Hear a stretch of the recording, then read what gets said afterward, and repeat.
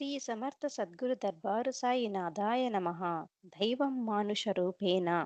అధ్యాయము 8. స్వామి దర్శన ఆశీస్సుల మహత్యము. మహనీయుల దర్శనం పుణ్యం, స్పర్శనం పాపనాశనం అన్నారు పెద్దలు. మన సాధనతో నిర్మూలించుకోలేని దుర్గుణాలు మహనీయుల దర్శనంతో నిర్మూలించబడతాయని శ్రీ రమణ మహర్షి చెబుతారు. నిప్పు దగ్గర ఉన్న వ్యక్తి నా గుడ్డల చెమ్మ పోగొట్టమని ఆ అగ్నిని ప్రార్థించనక్కర్లేదు. అక్కడున్న వేడికి మన గుడ్డల తేమ హరించబడుతుంది. అలాగే మహనీయుల సన్నిధిలో కూర్చున్నంత మాత్రాన మనము సాధనతో నిర్మూలించుకోలేని దుష్ట సంస్కారాలన్నీ వాటికై అవే మన నుండి దూరమవుతాయి. కనుక ఈ శ్రీ వెంకయ్య స్వామి వారు మీ ప్రాంతానికి వస్తే వదిలిపెట్టకుండా సాధ్యమైనంత సేపు వారి సన్నిధిలో ఉండు అని ఆచార్య శ్రీ ఎక్కిరాల భరద్వాజ గారు శ్రీ పెసల సుబ్బరామయ్య గారిని ప్రోత్సహించి స్వామి దర్శనం చేయించారు. మహనీయుల దర్శన చరిత్ర పారాయణతో మనకి ఆధ్యాత్మికత మీద ఉన్ముఖం కలిగి సత్యం, ధర్మం, సంపన్నత్వం, సాధారణత్వం, సద్గురు సేవ అనేవి మనకు అలవడి తద్వారా భగవంతునికి సంతృప్తిగా జీవించగలుగుతాము. సామాన్యంగా మనకి జరిగే ఇబ్బందులు, ఆందోళనలు, మానసిక అలజడి వలన ప్రక్కవారి మీద ద్వేషాలు ఏర్పరచుకొని కొత్త రుణానుబంధాలు తగిలించుకుంటాము. మన అజ్ఞానం వలన చిన్న చిన్న విషయాలకి కూడా ఆందోళన, మానసిక అలజడిని అనుభవిస్తాము. ఇంకా పెద్ద ఇబ్బందులు ఎదురైతే ఎలా ఉంటుందో కూడా ఊహించటానికి భయమేస్తుంది. మరి మనస్సు హాయిగా ప్రశాంతంగా ఉండాలంటే ఎవరు ఆ పరిస్థితులను శాసించగలరో వారిని తప్పక ఆశ్రయించి నడుచుకోవాలి. ఇప్పటిదాకా వివిధ భక్తులకు చూపిన దివ్యలీలల ద్వారా స్వామి సర్వ సమర్థత్వము, సర్వజ్ఞత్వము, సర్వవ్యాపకత్వము, భక్తుల మీద స్వామికున్న అపార ప్రేమ, కరుణలను తెలుసుకున్నాము. ఈ అధ్యాయములో స్వామి దర్శన ఆశీస్సుల ప్రభావం ఎంతటితో చూడగలము. నెల్లూరులోని డాక్టర్ మల్లికార్జున్ గారు 2003వ సంవత్సరంలో ట్రస్ట్ ఏర్పాటు చేసి దాని ద్వారా సేవా కార్యక్రమాలు చేయాలనుకున్నారు. ఆ ట్రస్ట్ ప్రారంభోత్సవానికి దర్గా స్వామిని పిలుచుకు వచ్చే సందర్భంలో స్వామిని ఆశ్రమంలో దర్శించుకునే భాగ్యం కలిగింది. స్వామిని దర్శించిన దగ్గర నుండి ఆయనకు ధైర్యంగా ఉండేది. అప్పటికి ఆయన ఆ అద్దె ఇంట్లో ప్రాక్టీసు చేస్తున్నారు. ఆయనకు కొత్త ఇల్లు కొందామనే ఆలోచన ఉంది కానీ తగినంత డబ్బు లేదు. ఈ విషయం స్వామికి చెప్పారు. నాయనా నీవు తప్పక కొంటావు, డబ్బులు వస్తాయి అని ఆశీర్వదించారు. ఆ ట్రస్ట్ శంకుస్థాపన అయిన తర్వాత స్వామి డాక్టర్ శ్రీధర్ రెడ్డిని పిలిచి ఆయనకి మల్లికార్జున గారిని చూపించి, శ్రీధర్ మా వాడు మంచివాడు, ధైర్యం కొంచెం తక్కువ, నీవు చెయ్యేస్తే కానీ పని కాదు అని అన్నారు. మల్లికార్జున్ గారు ఆ మాటలు చాలా క్యాషువల్‌గా తీసుకున్నారు. స్వామికి ఆయన చూసిన ఇంటిని చూపారు. స్వామి తన దండంతో నేల మీద కొట్టి, "ఈ స్థలం నీదే నాయనా" అని అన్నారు. కొన్ని రోజుల తర్వాత డాక్టర్ శ్రీధర్ రెడ్డి ఆయనతో, "అరేయ్! ఎవరో ఇంకొకరు నీవు చూసిన ఇంటిని కొందామనుకుంటున్నారు" అనే సమాచారం తెలిపాడు. అప్పుడు మధ్యవర్తుల ద్వారా విషయం తెలుసుకుంటే, ఆ ఇల్లు తల్లి కొడుకులది. వీళ్ళు కొడుకుతో మాట్లాడుతుంటే ఇంకొకరు తల్లితో మాట్లాడుతున్నారు. వెంటనే అమెరికా నుండి మల్లికార్జున్ గారి తమ్ముడు పంపిన రూ. 5,00,000 అడ్వాన్స్ ఇచ్చారు. కొంతకాలం తర్వాత పూర్తిగా డబ్బు చెల్లించి ఆ ఇల్లు కొనుక్కున్నారు. అప్పుడు అంకణం రూ. 75,000 ఇప్పుడు రూ. 7,00,000 పలుకుతోంది. కేవలం స్వామి కృపతో ఆయన ఇల్లు కొనగలిగారు. పైగా శ్రీధర్ రెడ్డి ఇచ్చిన సమాచారం తర్వాతనే ఆ విషయం తెలుసుకొని త్వరగా ఇల్లు కొనుక్కోగలిగారు. స్వామి చెప్పిన మాట శ్రీధర్ చెయ్యేస్తే పని అవుతుంది. ఇల్లు కొన్న తర్వాత కానీ అర్థం కాలేదు. నెల్లూరు నుండి మార్బుల్స్ వ్యాపారి రమేష్ గారు స్వామి దగ్గరకు వెళ్ళటం మొదలుపెట్టిన దగ్గర నుండి ఆయన ఆర్థిక పరిస్థితి మెరుగు కాగొచ్చింది. నెల్లూరు టౌన్లోని మాగుంట లేఅవుట్లో ఒక స్థలం అమ్మకానికి పెట్టారు. అది అన్ని విధాలా ఆయన వ్యాపారానికి అనుకూలంగా ఉండే స్థలం. కానీ అప్పటికి ఆయన దగ్గర దాన్ని కొనేంత డబ్బు లేదు. స్వామికి చెప్తే ఆ స్థలాన్ని ఆయనకిప్పిస్తామన్నారు. ఆ స్థలం 1.5 సంవత్సరం తర్వాత కూడా ఎవరూ కొనుక్కోలేదు.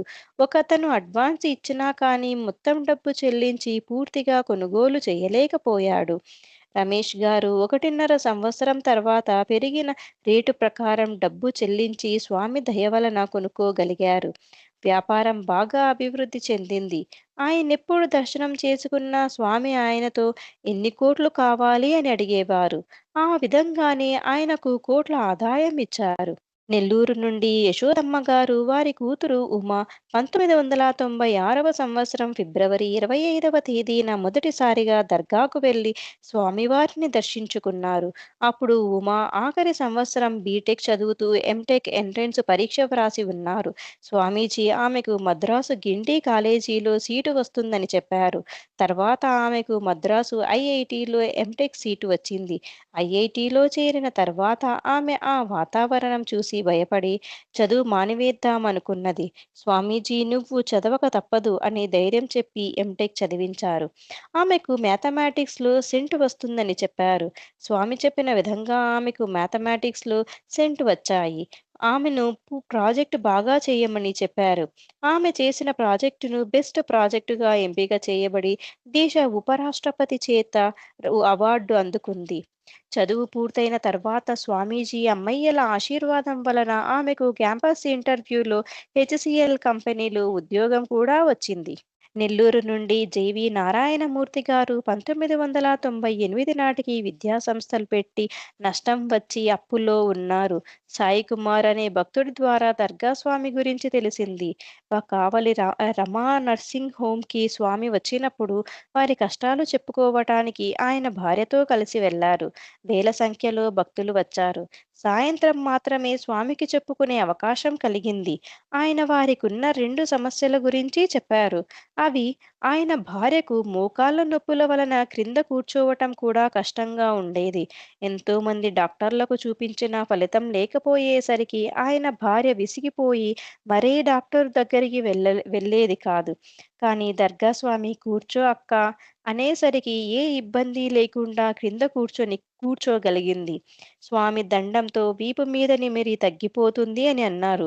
ఆ అమృత వాక్కుతో 10 సంవత్సరాలుగా ఉన్న మోకాళ్ళ నొప్పులు ఆ రోజు నుండి తగ్గిపోయాయి. ఆయన తన అప్పులు గురించి విన్నవిస్తే స్వామి నేను సగం ఇస్తా నువ్వు సగం వేసుకో అన్నారు. తర్వాత ప్రయోజకులైన ఆయన విద్యార్థులను అడుగగా కొంత డబ్బు ఇచ్చారు. ఆయన ఇంటిని అమ్మివేసి అప్పులు తీర్చేశారు. తర్వాత దర్గాల దగ్గరికి వెళ్ళినప్పుడు స్వామితో మీరు సగం ఇస్తానన్నారు కానీ నేను అప్పులు తీర్చేశాను అని చెప్పగానే అదేమిటయ్యా నీ శిష్యులు అంతా తలా ఒక చెయ్యి వేశారు కదా! అదే నేను అని స్వామి తమ విశ్వరూపాన్ని ప్రకటం చేశారు. అంతటా తానైన పరమాత్మలో భాగమై ఉండి కూడా ఆ స్పృహను కోల్పోయిన మనలను ఉద్ధరించటానికి ఆ పరమాత్మే వివిధ మహనీయుల రూపాలలో ఆయా దేశకాల పరిస్థితులను బట్టి వస్తారు. సద్గురువు విశ్వరూపుడని ఏ జీవిని ఆదరించినా, బాధించినా అది ఆ సద్గురువుకే చెందుతుందని గుర్తించి నడుచుకుందుముగాక. ఒకసారి నారాయణమూర్తి గారు దత్తయజ్ఞం చేస్తున్నామని స్వామికి చెప్తే నేనొస్తాను అని ఆశీర్వదించారు. బాలార్క నారాయణమూర్తి గారి కోడలు జూలై 14, 15, 16వ తేదీలలో ఆయన కాలేజీ క్యాంపస్‌లో దత్తయజ్ఞం చేశారు. చిట్ట చివరి రోజున పెద్ద మీసాలు తెల్ల జుబ్బా వేసుకొన్న ఒక వ్యక్తి వచ్చిన వారికి కుర్చీలు వేస్తున్నాడు. ఎవరీ వ్యక్తి కొత్త వ్యక్తి అని వారి కోడలు చూస్తుండగా అతను కూడా బాలార్క వంక చూచాక అదృశ్యమైపోయాడు. ఈ విషయం నారాయణమూర్తి గారికి తెలియదు. దర్గాల దగ్గరికి వెళ్ళినప్పుడు స్వామి మీ ఆజ్ఞతో యజ్ఞం బాగా జరిగింది అని చెప్పారు. వెంటనే నేనొచ్చాను మీ కోడలు నన్ను చూసి నవ్వింది. మీసాలు పెట్టుకొని తెల్ల జుబ్బా వేసుకొని వచ్చాను.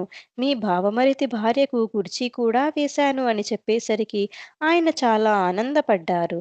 బాలార్క గారు నెల్లూరులో స్వామి దర్శనం చేసుకున్నప్పుడు స్వామి ఆమె చేతులు పట్టుకొని అమ్మా మీ మామగారు యజ్ఞం చేసినప్పుడు నేనొచ్చాను నువ్వు చూశావు అని చెప్పేసరికి ఆమె చాలా ఆనందపడింది.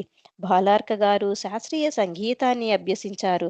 ఆమెకు లలిత సంగీతంగా భజనలు పాడే అలవాటు లేదు. నెల్లూరులో మఠంలో జరిగే కచేరీకి కొన్ని కృతులు, కీర్తనలు అభ్యాసం చేసి వెళ్లారు. దత్తమఠంలో స్వామి సాయిబాబా మీద పాట పాడమని అడిగారు. ఆమెకు పూర్వ అభ్యాసం లేకపోయినా అలవోకగా భజనలు పాడింది. ఆమె ఇది కేవలం స్వామి కృప అని నమ్ముతున్నారు. స్వామి బాలార్క గారితో, నీవు నా కూతురివి. వేసవి కాలంలో కూతుర్లు అల్లుడు ఇంటికొస్తే కదా నాకు ఆనందంగా ఉండేది అని ఆమె భర్తను దర్గాలకు రమ్మని చెప్పారు. ఆమె కూతురుతో, స్వామి, నీకు 10వ తరగతిలో 550 మార్కులు పైన వస్తే 1116 ఇస్తాను అని చెప్పారు. లక్కిరెడ్డిపల్లె దూరదర్శన్ కేంద్రంలో పనిచేసే వెంకటరమణ 2008లో షిరిడీ వెళ్ళినప్పుడు ఒక గురువారం ద్వారకామాయిలో కూర్చొని ఉన్నాడు. ఆ రోజు చావడి ఉత్సవం జరుగుతోంది. అందువలన అక్కడ ఉన్న భక్తులందరినీ బయటకు పంపించారు.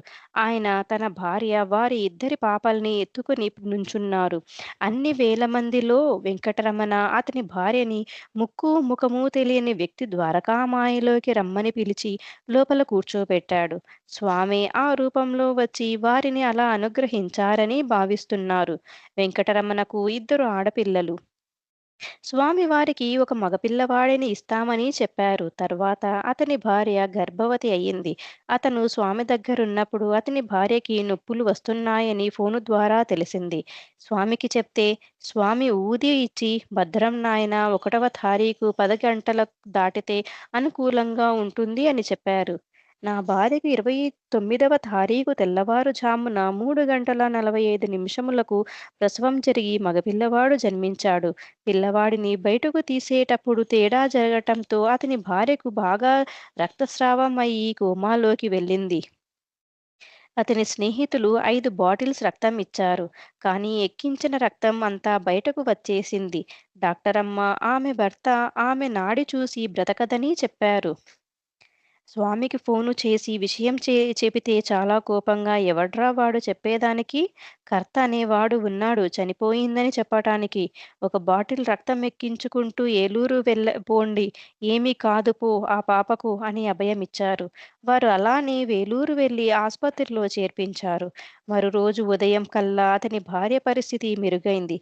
కానీ వారి బాబు 1వ తారీఖు ఉదయం 5 గంటల 15 నిమిషములకు మరణించాడు. ఇంటికి వచ్చిన తర్వాత స్వామి దగ్గరికి వస్తే చెట్టు కావాలా, కాయలు కావాలా అని అడిగాడు. ఆయన చెట్టే కావాలన్నాడు. తర్వాత స్వామి ఆయనతో, నీకు మగబిడ్డని ఇద్దామనుకుంటున్నాము, ఇస్తామురా అని ఆశీర్వదించారు. స్వామి ఆశీస్సులే లేకుంటే 5 బాటిల్స్ రక్తం ఎక్కించినా నిలబడనిది ఒక బాటిల్ రక్తం ఎలా ఎక్కింది? అప్పటిదాకా ప్రమాదకరంగా ఉన్న పరిస్థితి ఒక్క రోజులో ఎలా మారుతుంది? నాయుడుపేట శ్రీనివాసులు గారి కూతురు అనురాధ 2004లో స్వామి దగ్గరికి వెళ్లి స్వామితో, చెన్నై, హైదరాబాదు, బెంగుళూరులలో ఏ ఊరిలో షాపు పెట్టుకోమంటారు అని అడిగితే స్వామి వైజాగ్ వెళ్ళమన్నారు. ఆమె హైదరాబాద్లో తెలిసిన వారు ఉన్నారంటే స్వామి వద్దన్నారు. చెన్నై దగ్గరగా ఉంటుందని చెప్పింది, అదీ వద్దన్నారు. వైజాగ్లో తెలిసిన వారెవరూ లేరని చెబితే, మీ ఆయన స్నేహితుడు ఉన్నాడు, అతను చూసుకుంటాడు, అక్కడ దేవుడిలాగా సహాయపడే వాళ్ళు ఉంటారని చెప్పారు. వైజాగ్ నుండి దర్గాలకి రావాలంటే దూరమని చెప్పారు. అక్కడ గోపాల్ బాబా ఉన్నారు, ఆయన దర్శనం చేసుకోండి. నన్ను ఆయనలో దర్శించుకోండి. అవసరమైనప్పుడు ఫోను చెయ్యండి అని చెప్పారు. వారు ఇంటికి వచ్చాక ఇంకా దాని గురించే ఆలోచిస్తున్నారు. ఒకరోజు స్వప్నంలో ఆచార్య శ్రీ ఎక్కిరాల భరద్వాజ గారి సతీమణి శ్రీమతి అలివేలు మంగమ్మ గారు కనిపించి, శ్రీ దర్గా స్వామి ఫోటో చూపించి ఆయన మాట వినండి, మీకు మంచి జరుగుతుంది అని చెప్పారు. వారు అలానే వైజాగ్ వెళ్లారు. స్వామి చెప్పినట్లే చుట్టుప్రక్కల వారి సహాయ సహకారాలతో అంతా సవ్యంగా జరుగుతోంది. 2008లో అనురాధ గారి భర్తకు జ్వరంగా ఉండి తగ్గలేదు. షుగర్ పరీక్ష చేస్తే 430 ఉంది. డాక్టర్ గారు ఆస్పత్రిలో అడ్మిట్ అవ్వమన్నారు. ఆయన కంగారు పడి ఇంటికి వచ్చాక దర్గా స్వామికి మంగళవారం ఫోను చేస్తే, ఏమీ కంగారు పడాల్సిన అవసరం లేదు. డాక్టరు సూది మందు వేస్తారు. భయపడవద్దు. మళ్ళీ శనివారం ఉదయం 10 గంటలకి ఫోను చెయ్యండి అని స్వామి అభయమిచ్చారు. డాక్టరుకి చూపిస్తే ఇన్సులిన్ ఇంజెక్షన్లు ఇచ్చారు. శనివారానికి కొద్దిగా కోలుకున్నారు. స్వామికి ఫోను చేస్తే స్వామి, ఇప్పుడు పర్వాలేదు కదా అన్నారు. ఇప్పుడు పర్వాలేదు, కానీ మా ఆయనకు రాత్రిపూట నిద్ర రావటం లేదు స్వామి అని విన్నవించింది. పడుకునే ముందర సాయినామం 20 సార్లు జపించమన్నారు. అంతా సాయినాథుని దయతో జరుగుతుంది అని చెప్పారు. అలానే చేస్తే హాయిగా నిద్ర పట్టేది. 15 రోజుల తర్వాత డాక్టరు షుగర్ పరీక్ష చేసి నార్మల్‌గా ఉందని చెప్పారు. వారు ఆశ్చర్యంగా 15 రోజులలో ఎలా తగ్గింది అని అడిగితే, అనురాధ భర్త దర్గా స్వామి ఆశీర్వదించటం వలన అని చెప్పి స్వామి వివరాలు తెలిపారు. అనురాధ గారి అబ్బాయిని చిన్న వయసులో డాక్టర్లు పరీక్ష చేసి కంటిలో గ్లుకోమా వచ్చే అవకాశం ఉందని చెప్పారు. స్వామికి చెప్తే కంటి చూపుకి డోకా లేదని చెప్పారు. 4 సంవత్సరముల తర్వాత చెకప్ కోసమని వెళితే ప్రముఖ డాక్టరు కంటిలో ప్రాబ్లం ఉందని చెప్పారు. వెంటనే చెన్నైలోని శంకర్ నేత్రాలయాలో చూపిస్తే గ్లూకోమా ఉందని నిర్ధారించి తర్వాత రోజు రమ్మన్నారు. మరురోజు ఉదయం ఫీల్డ్ టెస్ట్ చేసి గ్లూకోమా లేదని తేల్చి ఇంకొక వార్డుకి పంపించారు. అక్కడ చెక్ చేసి చుండ్రు దురద వలన ఇలా అయిందని చెప్పి కళ్ళకి ఆయింట్‌మెంట్ డ్రాప్స్ ఇచ్చి వేడి నీళ్లతో కానీ, చల్లటి నీటితో కానీ ఈ కాపడం పెట్టమన్నారు. ప్రముఖ డాక్టర్లు అధునాతనమైన ప్రయోగశాలలో తేల్చి చెప్పింది లేకుండా పోయిందంటే స్వామి వాక్కు ఎంతటి మహిమాన్వితమైనదో తెలుస్తోంది. 2008లో అనురాధ గారి అమ్మాయికి 10 సంవత్సరాల వయసులో ఒక చర్మవ్యాధి వచ్చి శరీరమంతా నల్లటి మచ్చలు వచ్చాయి. డాక్టర్ గారికి చూపిస్తే పూవా థెరపీ కరెంటుతో చేసేది. 20 సార్లు చేశారు. అయినా తగ్గలేదు. పైగా ఆ అమ్మాయి చాలా నీరసించింది. డాక్టరుని అడిగితే ఇంకొక 20 లేదా 40 సార్లు చేయాల్సి ఉంటుందని చెప్పారు. వారు భయపడి దర్గా స్వామికి చెప్తే, ప్రాణహాని లేదు. మీ కులదైవాన్ని మర్చిపోయారు. ఆయనకు మొక్కుకోండి తగ్గిపోతుంది అని చెప్పారు. తర్వాత రోజు గోపాల్ బాబా గారి దర్శనానికి వెళితే ఆయన మౌనంగా వెంకటేశ్వర స్వామి, పద్మావతి దేవిల ఫోటో ఇచ్చి పట్టుకోమన్నారు. అనురాధ గారు, వారి కుటుంబ సభ్యులందరూ ఆ ఫోటో పట్టుకొని అరగంట నిల్చున్నారు. వారి కులదైవం తిరుపతి శ్రీ వెంకటేశ్వర స్వామి. వారు పాపకి చర్మవ్యాధి తగ్గితే తిరుపతి శ్రీ వెంకటేశ్వర స్వామికి పాప తలనీలాలు సమర్పిస్తామని మొక్కుకున్నారు. తర్వాత చెన్నైలో డాక్టరుకి చూపించగా మందులు వ్రాసిచ్చారు. ఆ మందులు వాడగా అంతటి భయంకర చర్మవ్యాధి ఆశ్చర్యంగా తగ్గిపోయింది. వారి కులదైవానికి మొక్కుకోమని దర్గా స్వామి చెప్పటము, గోపాల్ బాబా వారి కులదైవము ఫోటో ఇవ్వటం బట్టి దర్గా స్వామి గోపాల్ బాబా వేరు కాదని గుర్తించి ఆ మహనీయులను ఏ భేదభావము లేకుండా సేవించదముగాక. గంగోత్రి, యమునోత్రి, కేదార్నాథ్, బద్రీనాథ్‌లను కలిపి చార్ధామ్ అంటారు. ఒకసారి చార్ధామ్ యాత్రకి వెళ్ళాలని స్వామి అనుమతితో అనురాధ గారి భర్త ఒకరే టికెట్లు రిజర్వ్ చేయించుకున్నారు. అనురాధ గారు, ఆవిడ భర్త ఒకరే వెళ్తున్నారని మదనపడ్డారు. ఆయన రిజర్వేషన్ చేయించుకున్న తర్వాత తెలిసిన వారు 5గురు కలిసి వస్తామని టికెట్లు రిజర్వ్ చేయించుకున్నారు. యాత్రకు బయలుదేరే ముందర స్వామి ఆశీస్సులకై ఫోను చేస్తే జయం జయం జయం అని ఆశీర్వదించారు. అన్ని చోట్ల బాగా దర్శనం జరిగింది. ఉత్తర కాశీ నుండి బయలుదేరి కేదార్నాథ్ దగ్గరికి వచ్చేసరికి వర్షం పడుతోంది. పైకెళ్ళే కొద్దీ ఆక్సిజన్ తగ్గిపోతుండడం వలన ఆయనకు ఊపిరి తీసుకోవటం కష్టమైంది. దాంతో ఆ రోజు ప్రయాణం ముగించి ఉత్తర కాశీకి వచ్చేశారు. ఆయన అనారోగ్యం వలన తనతో వచ్చిన వాళ్ళని తర్వాత రోజు కేదార్నాథ్ వెళ్లి రమ్మన్నారు. కానీ ఆ రోజు రాత్రి 12 గంటల 30 నిమిషములకు స్వప్నంలో దర్గా స్వామి, దర్గా మాత, గోపాల్ బాబా కనపడి ప్రక్కనే ఉన్న పార్వతీ పరమేశ్వరులకు ఆయనను చూపి, వీడు నా బిడ్డ, మీ దర్శనమిచ్చి జాగ్రత్తగా పంపించండి అని చెప్తున్నారు. ఈ స్వప్నం ఎంత అమోఘమైనదంటే తెల్లవారేసరికి ఎక్కడ లేని ఉత్సాహం వచ్చి అనురాధ గారి భర్త అందరికంటే ఉత్సాహంగా బయలుదేరి కేదార్నాథ్‌కు వెళ్లి రాగలిగారు. అంతేకాక చుట్టుప్రక్కల ప్రదేశాలు కూడా చూడగలిగారు. మిగిలిన వారందరూ ఓపిక లేక ఆ ప్రదేశాలకు వెళ్ళలేకపోయారు. సద్గురు ఆశీస్సులతో చేసిన యాత్ర ఎంత సార్థకవంతమవుతుందో ప్రత్యక్షంగా అనుభవమైంది. కుసమెరుపు ఏంటంటే వారు కేదార్నాథ్‌కి వెళ్ళిన రోజు వాతావరణం చాలా ఆహ్లాదకరంగా ఉండి, ముందర రోజు, తర్వాత రోజు కూడా వర్షం పడింది. ఇలా ప్రకృతి కూడా ఎంతో సహకరించింది. నెల్లూరు నుండి వివి రామారావు గారి భార్య 1997లో చనిపోయారు. 1999లో వారి పెద్దబాబుకి పెళ్లి సంబంధాలు చూస్తున్నారు. పిల్లవాడు వరంగల్ ఆర్‌ఈసీ ఎన్ఐటీలో డిస్టింక్షన్‌లో పాసై ఉద్యోగం చేస్తున్నా ఏదో కారణంతో చాలా పెళ్లి సంబంధాలు తప్పిపోతుండేవి. అదీగాక వారి తాతల దగ్గర నుండి ప్రతి తరంలో ఎవరో ఒకరు పెళ్లి కాకుండా ఉండేవారు. వారి పెద్ద తాతయ్య, వారి పెదనాన్న, వారి అన్నయ్యలకు పెళ్ళిళ్ళు కాలేదు. దీనితో ఆయనకు పిల్లవాడు పెళ్లి గురించి ఆదుర్త ఎక్కువైంది. 1999 జనవరిలో ఈ విషయమై స్వామి దగ్గరికి వెళ్లి విన్నవించుకున్నారు. స్వామి, మే మొదటి వారంలో పెళ్లి అవుతుంది అని చెప్పారు. ఆయన ప్రయత్నమేమీ లేకుండా ఒక సంబంధం వారంతట వారు వచ్చి మాట్లాడుకుని సంబంధం ఖాయం చేసుకున్నారు. స్వామి దయ వలన మే 9వ తారీఖు పెళ్లి జరిగింది. రామారావు గారు రాపూరులో సబ్ ట్రెజరీ ఆఫీసర్‌గా ఉంటున్నప్పుడు ఆయన దగ్గర పనిచేసే షరాఫ్ విపరీతంగా త్రాగేవాడు. అతని త్రాగుడు అలవాటు వలన అతని చెల్లెలికి పెళ్లి సంబంధం కుదరట్లేదు. ఒకరోజు ఆ పిల్ల ఆయన దగ్గరకొచ్చి బాధపడితే రామారావు గారు ఆ పిల్లను దర్గా స్వామి దర్శనానికి తీసుకెళ్లారు. స్వామి ఆ పిల్లతో అమ్మా, మీకు గొలగమూడి దగ్గర కాబట్టి 6 శనివారాలు వెంకయ్య స్వామి దర్శనం చేసుకొని ఒక ప్రదక్షిణ చేసి దునిలో టెంకాయ సమర్పించు అని చెప్పారు. ఆ పిల్ల స్వామి చెప్పినట్లు చేయటం ప్రారంభించిన 4వ వారంలో సూళ్లూరుపేటలో బంధువుల పెళ్లికి వెళ్ళగా అక్కడ ఒక కుటుంబం వారు చూసి ఇష్టపడి మాట్లాడుకొని 6వ శనివారం కల్లా పెళ్లి కుదిరింది. ఆ తర్వాత పెళ్లి చేసుకుని వారు ఆనందంగా ఉన్నారు. రామారావు గారి పొరుగింట్లో ఉండే భార్యాభర్తలు సఖ్యతగా ఉండేవారు కాదు. అతను ఆటో డ్రైవర్. అతను ఒకటంటే దానికి పూర్తి వ్యతిరేకంగా భార్య మాట్లాడేది. రేకుల షెడ్డులో ఉండేవారు. అతన్ని తీసుకుని స్వామి దగ్గరికి వెళితే స్వామి అతనితో బాబూ, నీ భార్య మాట విను. నీ భార్య కంట నీరు పెట్టుకుంటే నీకు డబ్బు ఎలా వస్తుంది? నీవు నీ భార్య మాట వినకపోతే నా దగ్గరికి రాకు. వింటావా? వింటావా? వింటావా?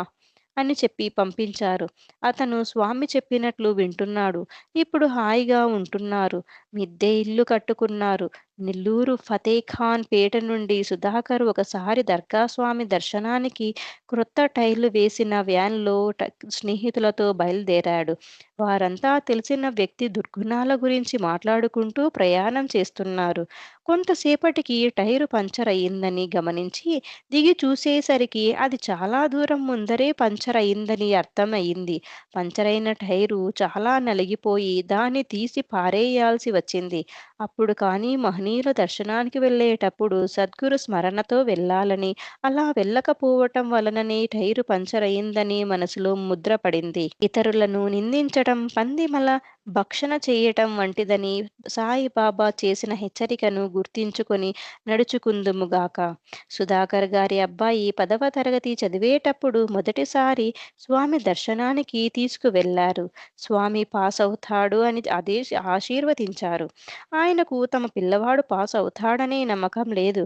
కానీ స్వామి దయ వలన 10వ తరగతి పాసవ్వటమే కాక తర్వాతి కాలంలో ఎంఎస్సి కంప్యూటర్ సైన్స్ చదివాడు. ఒక దర్శనంతో ఆ పిల్లవాడి చదువు బాధ్యత అంతా స్వామే వహించారు. నెల్లూరు సాయి ప్రసాద్ గారి అబ్బాయి 1995లో ఐఐటీలో ఎంటెక్ పూర్తి చేశాడు. అమెరికాలో పీహెచ్డీ కోసం ప్రయత్నిస్తే రాకపోయేసరికి రిలయన్స్ కంపెనీలో ఇంజినీరుగా చేరాడు. తర్వాత సంవత్సరం ప్రయత్నిస్తే ఒక యూనివర్సిటీలో అడ్మిషన్ వచ్చింది. అమెరికాకి పంపించాలా లేదా అని దత్తసాయి మందిరం సుబ్రహ్మణ్యం గారిని అడిగితే ఆయన నేను కాదు చెప్పేది, కడప దగ్గర ఓ దర్గా స్వామి ఉన్నారు. ఆయన చెప్పినట్లు చేస్తే మంచిది అన్నారు. సాయి ప్రసాద్ గారికి స్వాములంటే నమ్మకం లేదు. కానీ సుబ్రహ్మణ్యం గారు చెప్పారని స్వామి దగ్గరకు బయలుదేరారు. సాయి ప్రసాద్ గారు అక్కడికి వెళ్ళకముందే స్వామి అక్కడ ఉన్న నెల్లూరు భక్తులతో ఇవాళ నెల్లూరు నుండి ఇంకొక భక్తుడు వస్తున్నాడు అని చెప్పారు. సాయి ప్రసాద్ గారు వెళ్ళిన తర్వాత స్వామి ఎందుకు వచ్చావు అని అడిగారు. స్వామి, నేను నెల్లూరు నుండి వచ్చాను. నేను నిష్కపటంగా మాట్లాడతాను. నాకు మీ దగ్గరికి రావటానికి ఇష్టం లేదు. ఒక విషయమై నెల్లూరు దత్తసాయి మందిరం సుబ్రహ్మణ్యం గారిని అడిగితే ఆయన మిమ్మల్ని కలవమన్నారు అని వివరంగా చెప్పారు. స్వామి, ఏమిటి మీ సమస్య అని అడిగారు. ఆయన "మా అబ్బాయికి అమెరికాలో పీహెచ్‌డీ చేసే అవకాశం వచ్చింది. మీరు పొమ్మంటే పోతాడు, వద్దంటే వెళ్ళడు" అని చెప్పారు. క్షణం ఆలోచించి ఆయన అబ్బాయి పేరడిగి, "ఆ అబ్బాయిని నిరభ్యంతరంగా వెళ్ళమని చెప్పు. ఆ అబ్బాయి బాగోగులు నేను చూసుకుంటాను" అని స్వామి అన్నారు. వారి అబ్బాయి తర్వాత స్వామి దర్శనం చేసుకొని మరలా ఆ విషయమై అడిగి, స్వామి చెప్పినట్లు అమెరికా వెళ్లి పీహెచ్‌డీ పూర్తి చేసి సైంటిస్ట్‌గా పనిచేస్తున్నాడు. తర్వాత కూడా స్వామి మీ వాడిని అమెరికాకి పంపించింది నేనే. మరలా వాడిని నేను ఇండియాకు తీసుకువస్తాను. కొంచెం సమయం పడుతుంది అని వారికి అభయమిచ్చారు. 1998లో సాయి ప్రసాద్ గారి అమ్మాయికి పెళ్లి సంబంధాలు చూస్తూ ఒక పిల్లవాడి ఫోటో స్వామికి చూపించారు. స్వామి ఈ సంబంధం బాగుంది. ఏ సమస్యలు రావు. నేను పెళ్లికి వస్తాను. ఏ రూపంలో వస్తానో చెప్పను అన్నారు. స్వామి ఉత్తరం వ్రాయించి ఆశీస్సులు పంపించారు. వివాహమైనాక కొత్త దంపతులు స్వామి దయ వలన హాయిగా ఉన్నారు. సాయి ప్రసాద్ గారి భార్యతో స్వామి ఒకసారి "నీకు తెలుసా? మీ అల్లుడి చేత పెద్ద ఇల్లు కట్టిస్తున్నాను. పూనాకెళ్ళి చూడు" అన్నారు. తర్వాత పూనాకెళ్ళి చూస్తే నిజంగానే చాలా పెద్ద ఇల్లు కట్టారు. పైగా అది డూప్లెక్స్ ఇల్లు. వారికి ఇల్లు కడుతున్నారని తెలుసు గాని ఎంత ఇల్లు అనే విషయాలు ఏమీ తెలియవు. ఎక్కడో నీలకంఠరావుపేటలో కూర్చున్న స్వామికి అంత స్పష్టంగా తెలుస్తున్నాయి. అంటే స్వామి సర్వవ్యాపకుడని, సర్వజ్ఞుడని స్పష్టమవుతున్నది. రాయచోటి స్వరూపగుప్త గారి తమ్ముడు అమర్నాథ్ గారి అమ్మాయి పెళ్లి అయిన తర్వాత స్వీడన్ వెళ్ళటం కోసం వీసాకి అప్లై చేశారు. స్వామి ఇద్దరూ కలిసి వెళతారు అని ఆశీర్వదించారు. వివాహమైనాక అమ్మాయి వీసా గురించి ఢిల్లీలో ఎంబసీ వారికి ఫోను చేసి విచారించగా వీసా రావటానికి ఇంకొక 10 రోజులు పట్టవచ్చు అని చెప్పారు. అంతటితో వారి అల్లుడు అమ్మాయిని తర్వాత పంపించండి నేను ముందర వెళతాను అని చెప్పాడు. అమర్నాథ్ గారు అతనితో స్వామి చెప్పారంటే మీరిద్దరూ తప్పనిసరిగా ఒకేసారి వెళతారు అని స్వామి ఆశీర్వచనం గుర్తు చేశారు. అద్భుతంగా ఆ రోజు సాయంత్రానికల్లా వారి అమ్మాయికి వీసా వచ్చింది. వారి అల్లుడు స్వామి చెప్పిన మాట యొక్క మహిమను అప్పుడు గ్రహించాడు. స్వామి మాట జరిగి తీరవలసిందే. ఒక ఫంక్షన్ జరిగి రోజు అమర్నాథ్ దంపతులు దర్గాలో ఒక ఫంక్షన్ జరిగిన రోజు అమర్నాథ్ దంపతులు, స్వరూపగుప్తా దంపతులు కలిసి ఆటోలో స్వామి దగ్గరికి వెళ్లారు.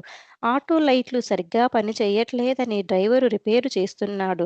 స్వామి దగ్గర సెలవు తీసుకుని ఇంటికి బయలుదేరబోతే ఆటో స్టార్ట్ అవ్వట్లేదని, లైట్లు వెలగట్లేదని, రాత్రిపూట లైట్లు లేకుండా వెళ్ళటం కష్టమని ఆటో డ్రైవర్ చెప్పాడు. స్వామి పంపించారు కాబట్టి అమర్నాథ్ గారు ధైర్యంగా ఆటో డ్రైవరుతో "నువ్వు స్టార్ట్ చెయ్యి. పంపించేవాడు ఆయన" అని దృఢమైన విశ్వాసంతో చెప్పారు. వెంటనే ఆటో స్టార్ట్ అవ్వటమే గాక లైట్లు కూడా వెలిగాయి. అందరూ ఆశ్చర్యపోయారు. ఆటో అతను "ఏమి అన్నా ఇలా స్టార్ట్ అయింది" అంటే "మనలో ఎవరికో సందేహం ఉండి ఉండాలి. దాన్ని తీసెయ్యటానికే స్వామి ఇలా చేసుంటారు" అని అమర్నాథ్ గారు చెప్పారు.